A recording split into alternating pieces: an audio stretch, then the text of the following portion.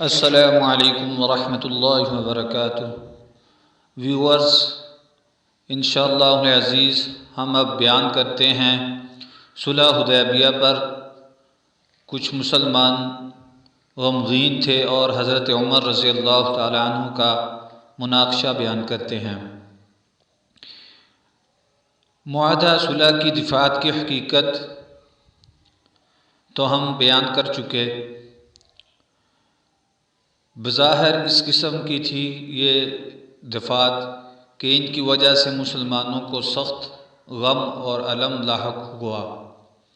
ایک یہ کہ آپ صلی اللہ علیہ وسلم نے بتایا تھا کہ آپ بیت اللہ تشریف لے جائیں گے اور اس کا طواف کریں گے، لیکن آپ صلی اللہ علیہ وسلم طواف کیے بغیر واپس ہو رہے تھے۔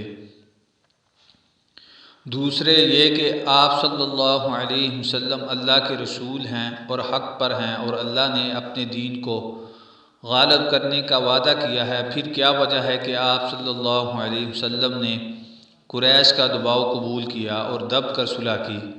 یہ دونوں باتیں طرح طرح کے شکوک و شبہات اور گمان وسوسے پیدا کر رہی تھیں۔ ادھر مسلمانوں کے احساسات اس قدر مجروح تھے کہ وہ صلح کی دفعات کی گہرائیوں پر غور کرنے کی بجائے حزن اور غم میں نڈھال تھے، اور غالباً سب سے زیادہ غم حضرت عمر بن خطاب رضی اللہ تعالی عنہ کو تھا۔ چنانچہ انہوں نے خدمت نبی میں حاضر ہو کر عرض کیا کہ اے اللہ کے رسول، کیا ہم لوگ حق پر اور وہ لوگ باطل پر نہیں ہیں؟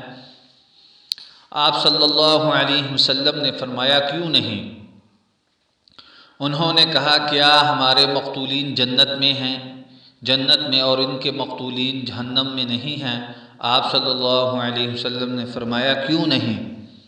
انہوں نے کہا تو پھر کیوں ہم اپنے دین کے بارے میں دباؤ قبول کریں اور ایسی حالت میں پلٹیں کہ ابھی اللہ نے ہمارے اور ان کے درمیان فیصلہ نہیں کیا ہے؟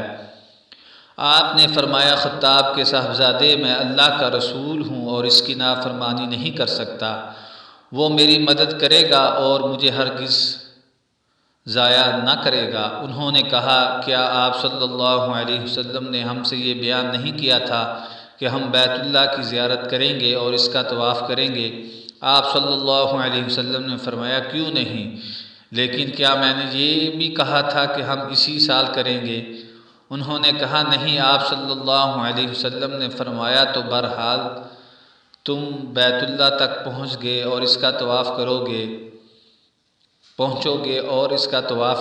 اس کے بعد حضرت عمر رضی اللہ تعالیٰ عنہ غصے سے بپھرے ہوئے حضرت ابو بکر صدیق رضی اللہ تعالیٰ عنہ کے پاس پہنچے اور ان سے وہی باتیں کہیں جو رسول اللہ صلی اللہ علیہ وسلم سے کہی تھی، اور انہوں نے بھی ٹھیک وہی جواب دیا جو رسول اللہ صلی اللہ علیہ وسلم نے دیا تھا، اور اخیر میں اتنا اور اضافہ کیا کہ آپ صلی اللہ علیہ وسلم کی رکاب تھامے رہو یہاں تک کہ موت آ جائے، کیونکہ خدا کی قسم آپ صلی اللہ علیہ وسلم حق پر ہیں۔ اس کے بعد انا فتحنا لک فتحا مبینا کی آیات نازل ہوئی، جس پر اس صلح کو فتح مبین قرار دیا گیا۔ اس کا نزول ہوا تو رسول اللہ صلی اللہ علیہ وسلم نے حضرت عمر بن خطاب رضی اللہ تعالیٰ عنہ کو بلایا اور پڑھ کر سنایا۔ وہ کہنے لگے یا رسول اللہ، یہ فتح ہے؟ فرمایا ہاں۔ اس سے ان کے دل کو سکون ہو گیا اور واپس چلے گئے۔ بعد میں حضرت عمر کو اپنی تقصیر کا احساس ہوا تو سخت نادم ہوئے۔